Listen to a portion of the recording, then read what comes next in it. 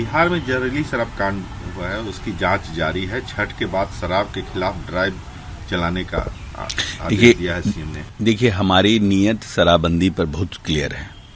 हमारे मुख्यमंत्री जो मुखिया हैं इस प्रदेश के, वो चाहते हैं कि इस प्रदेश में शराबबंदी लागू हो, जो हमारा नया जनरेशन है। क्योंकि WHO की रिपोर्ट है कि किस तरह से शराबबंदी के बाद शराब पीने से कितना समस्याएं हैं, क्या है। तो एक उन्होंने बिहार में एक नई शुरुआत की, एक नई उन्होंने इनिशिएटिव लिया और उसमें उन्होंने पूरी तरह से ड्राइव चलाया। अब है कि इसके पहले भी SC/ST एट्रोसिटी एक्ट बना हुआ है, लेकिन होता तो है घटनाएं। पुलिस मैनुअल बना हुआ है, होता तो है घटनाएं। तो ये कहना कि हमने कानून बना दिया है, अब कोई नहीं लागू होगा। अब जैसे विपक्ष कह रहा है कि ये कैसे हो रहा है, नहीं हो रहा है, क्योंकि इस देश में सिर्फ बिहार में शराबबंदी लागू है, पूर्ण शराबबंदी। गुजरात में भी पार्शियल है, हम पूर्ण शराबबंदी। और महात्मा गांधी, क्योंकि हम मानते हैं कि अगर हमको आगे बढ़ना है, हमें आगे जाना है, तो जिस तरह की बिहार की अपनी विरासत रही है, जिस तरह बिहार हमेशा एक लीडरशिप रोल में रहा है, तो हम इसको चाहते हैं कि हमारी घटनाएं हुई हैं, इस घटना को अब और क्यों हो रही है, क्योंकि महिलाओं के कहने पर माननीय मुख्यमंत्री जी ने किया है, कल खुद भी बोल रहे थे।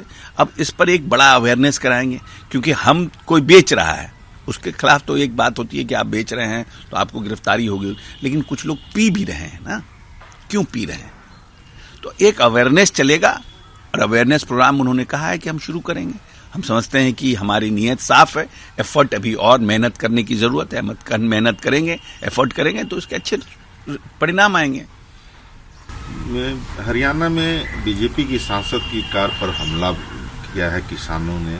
विरोध इतनी हिंसक हो गई कि पार्टी नेताओं को मंदिर में बंद करना पड़ गया और हालांकि 2 गिरफ्तारी हुई है। देखिए, इस तरह की हिंसक जो भी एक्टिविटी होती है, क्योंकि हम लोगों के यहाँ इस तरह की एक्टिविटीज का कहीं कोई जगह नहीं है, और हिंसक विरोध करना एक अपनी जगह है, अपनी बात को कहना, अपनी बात को ज्ञापन देना, ये एक अलग बात है, जिसमें कि ये आप जनता जो है वो मालिक है। जनता को ये लगे कि हम क्या तरीका होना चाहिए विरोध करने का, लेकिन कोई भी हिंसक घटना करके, और हमको लगता है ये हमारे लोकतंत्र में उचित नहीं है। और ऐसी परंपरा को अगर कोई भी पॉलिटिकल पार्टी प्रश्रय देता है या उसको लगता है तत्काल हमें फायदा हो रहा है और हमने ऐसा कर दिया है उसका, लेकिन भविष्य में सबको इसका नुकसान झेलना पड़ेगा। 1984 के सिख विरोधी दंगे को लेकर के अकाली दल एक प्रस्ताव लाने जा रही है विधानसभा में, जिसमें टाइटलर की गिरफ्तारी और गांधी परिवार के खिलाफ कार्रवाई की मांग की गई। ये तो एक पॉलिटिकल इशू है, हम समझते हैं ये एक पॉलिटिकल इशू है, और ये तो बहुत लंबे समय से ऑलरेडी कोर्ट में मामला चल रहा है, न्यायालय में मामला चल रहा है। अब है कि ये तो एक तरह से बिहार विधानसभा में, बिहार कह रहे हैं, विधानसभा में ला करके पंजाब विधानसभा में एक इश्यूज को क्रिएट करने का मामला है कि भाई हम फिर से एक इशू को उठा रहे, कब कर रहे हैं। ये तो ऑलरेडी कोर्ट में मामला चल रहा है। बहुत लंबे समय से जगदीश टाइटलर न्यायालय को देख रहे हैं, झेल रहे हैं, न्यायालय उसको अपनी तरह से उनको जो भी उनका जजमेंट हो रहा है उसको कर रहे हैं। तो हम समझते हैं कि इसका सिर्फ एक पॉलिटिकल फायदा चुनाव आने वाला है उसको लेने के लिए एक इनिशिएटिव। पेट्रोल डीजल की दरों में कमी को लेकर के बीजेपी और विपक्ष आमने सामने आ गए हैं। बीजेपी ने कांग्रेस को देश का सबसे बड़ा पीक पॉकेट बताया, वहीं कांग्रेस ने 5 रुपए घटाए जाने को मजाक उड़ाते हुए लॉलीपॉप।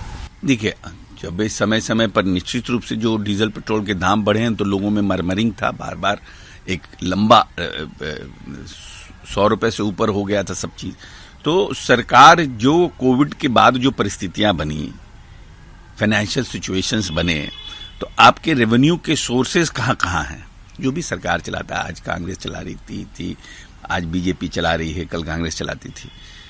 तो सरकार अपनी अर्थव्यवस्था को व्यवस्थित करने के लिए कोई निर्णय करती है, और 5 साल आपको जब मैंडेट मिला है तो 5 साल आप उस मैंडेट को कैसे चलाते हैं, और फिर उसके बाद आप जनता के बीच में जाते हैं।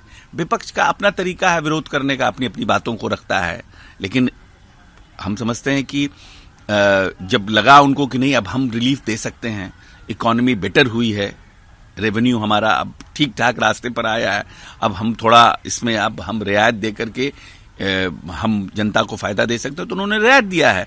जब तक पूरा इकोनॉमी ढंग से पटरी पर नहीं आई थी, तो ये एक बड़ा सोर्स था रेवेन्यू का ना, जो आप जन कल्याणकारी योजनाओं को करते हैं उसके लिए। तो भारत सरकार ने किया, उसी तरह से राज्य सरकार ने भी अपना रिलीफ दिया। जब भारत सरकार का रिलीफ आया तो राज्य सरकार माननीय नीतीश कुमार जी ने भी अपने स्तर से जो हमारा टैक्स था, स्टेट टैक्स था, उसमें रिलीफ दिया है। तो हर सरकार अपने तरीके से इसको देखती है और करती है।